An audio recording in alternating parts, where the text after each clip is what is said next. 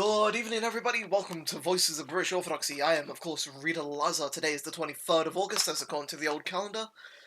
We have three entries, and for the same entries across both the group chat and the book. So let's get right into it with the first entry and with the book entry for that first entry. Ebba the Younger and companions, and they were martyred in, or they were. Okay, Ebba the Younger was an abbess.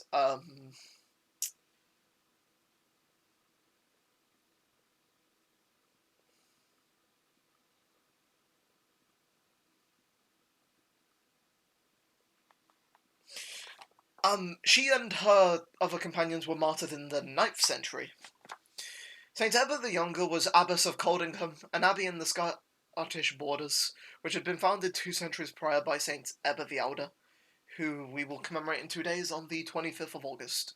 During a Viking raid on Scotland in AD 879, Saint Ebba mutilated her nose and upper lip with a razor, in hopes of discouraging the invaders from, word I can't say on YouTube, but essaying, if you catch my drift, her. With her encouragement, the entire community followed suit.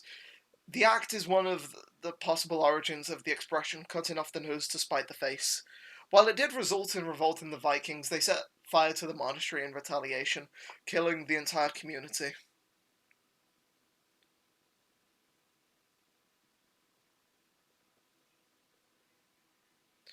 In the book, she has a Troparion, which I will read now.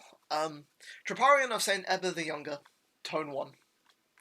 Having finished your course and kept the faith unto the end, in the agony of immolation ye died for Christ, the lamb and shepherd slain as reason-endowed ewe-lambs. As reason-endowed ewe-lambs. Wherefore, magnifying him with joyous soul, we celebrate your holy memory today. O right wondrous and glorious Ebba, and all of those of thy flock who suffered with thee. The group chat entry is martyrs, Ebba, also in brackets ab, and the Old English, which is like the AE, single letter thing, followed by a B, and then an AE. The Younger, abbess of Coldingham, Priory, Northumbria, and her companions, 870. Ebba the Younger was abbess of Coldingham at the time of the terrible invasion of the pagan Danes, and presided over a large and fervent community of religious, amongst whom the Benedictine rule was already established. When news reached them that the hostile forces were near at hand, and that they were ruthlessly murdering all ecclesiastics and religious of both sexes, Saint Ebba assembled her nuns in chapter, and exhorted them, above all things, to take measures for the preservation of the precious treasure of their chastity. Saying this, she took a razor and unhesitatingly cut off her own upper lip with the nose, hoping to inspire the barbarians with horror at the sight. Her example was immediately followed with unflinching courage by all the sisters, so that when the Danes arrived, they were seized with panic at the bloody spectacle, and forthwith began to retreat. Their leaders...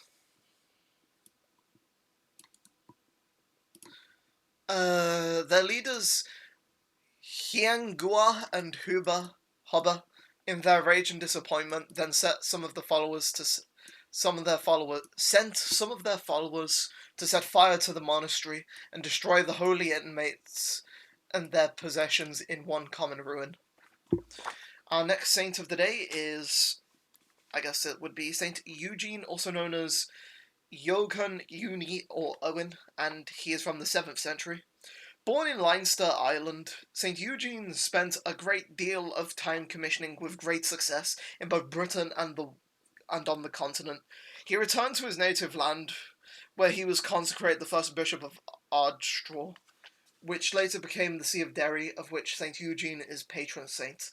St. Eugene reposed circa AD 618, and the group chat entry starts off with his Irish name, which is an E with an accent, then O-G-A-N, and then in bracket we've got Eugene and Owen, close bracket, of Ardshaw, open bracket again, C.618, close bracket. Born in Ireland, he preached abroad and then returned to Ireland, where he became the first bishop of Ardstraw in Tyrone. Our final entry for today is Saint Tidefil, and she is from the 5th century. According to legend, Saint Tidefil was a daughter of King Saint Bralhan of Braheniog, who we commemorated back on the 6th of April. She is said to have been martyred with others around AD 480 by marauding Picts and Saxons at the location now known as Merthyr Tydfil in mid-Glamorgan, Wales. And the group chat entry just simply says Saint Tydfil venerated in Merthyr Tydfil in Wales, where she was slain by the heathen, and then in brackets C.480. May they intercede for us before the righteous judge. I hope you will have a very wonderful day.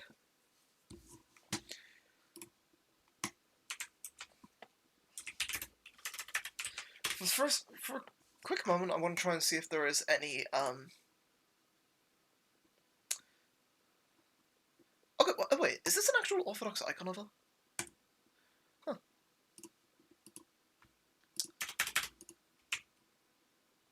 Oh wait, no, that's, that looks... I don't know, I can't tell. It looks like the thing he says, Tidfil.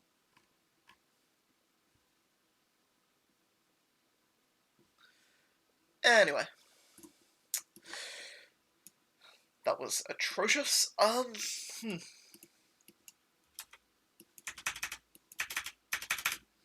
Right, so, let's open this.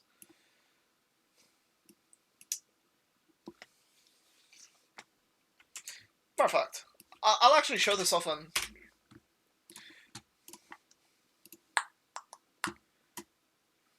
Oh wait, no, that's Saint Audrey of Vila. This is a... This looks like a icon of Saint... I believe it came up for Saint Tidefil. I don't actually I don't know if you can tell, but it kind of says Tidefil up here. I don't actually know that. Shout out to this person who did this, though I think it's a Catholic site. Well, a Latin site. But yeah, apparently there's a Orthodox icon of a Saint, Saint Tidefil.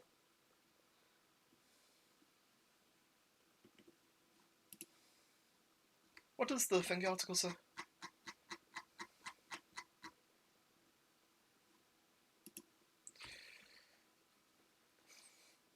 Oh, wait. Huh, okay. Never mind. Apparently there is actually an icon of Saint Ebba. I don't know if this is Ebba the younger or older, but there is an icon here, and then here there appears to be an icon as small and unusable as it would actually be of Saint Tidfil. And it looks to be Orthodox. Anyway, so, as you can see here, with the blessing of His Grace, Bishop of London and Great Britain and Ireland, Curia Nectarius, we have the honour of hosting the wonder-working Curse-Rook Lodge icon of the Most Holy Theotokos.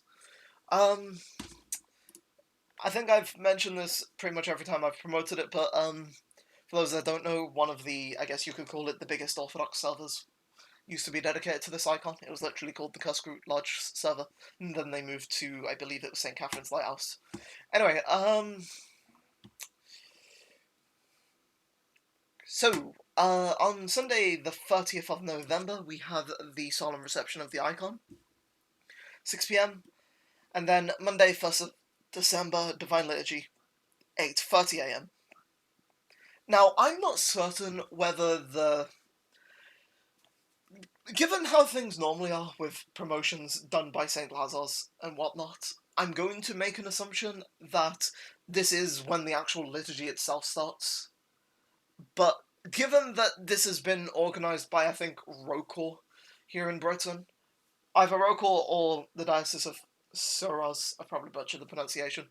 It could also be Thingy, because I don't know how they actually, label their start times. But According to this, 8:30 is when the Divine Liturgy starts, which means, I guess, if the hours are being read or whatever, then it could be read at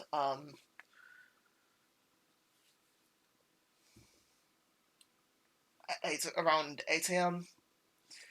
Do try it. If you can make it, that's great. If not, don't worry about it. There are going to be plenty of times during its visit to the UK for you all to go and see that. To go and see it and venerate it. But yeah, this is happening in about 2.5 months. Well, I mean, probably like 2 3/4 of a month, right? But yeah. Anyway. And then, like, what, at the end of next month it'll come to... No. Is it the end of this month or the end of next month that the tour actually begins? Anyway. I've been Reader Lazar. God bless you all. May those saints intercede for us before the righteous judge. Apparently we actually found a thing in the end, so... But hey, I don't think the quality would have been good enough for me to use anyway, but apparently there are icons. And I don't know if that icon of Saint Ebba was of the elder or younger, so I can't really include it. Anyway, I've been Reader Lazar. I hope you all had a wonderful day. God bless you all, and Amen.